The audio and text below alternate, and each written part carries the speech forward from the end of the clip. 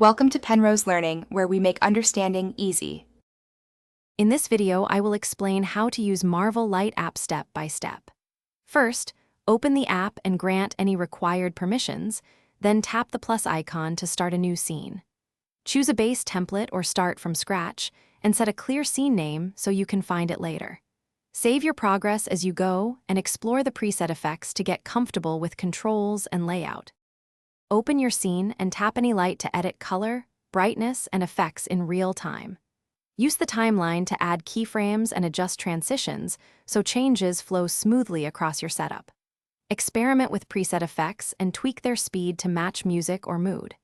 If a change does not feel right, use the undo control to step back, then fine-tune until the lighting looks natural and polished for your space. If you are finding this video helpful, please subscribe and like to support more step-by-step tutorials. On another note, quick recommendation.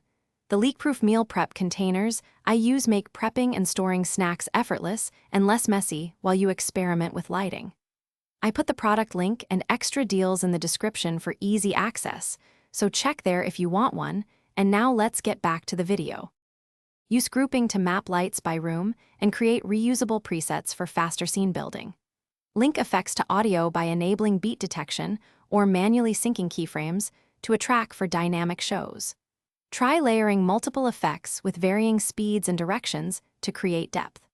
Always export and back up your favorite scenes to cloud storage so you can restore or share them with friends without rebuilding complex setups from scratch.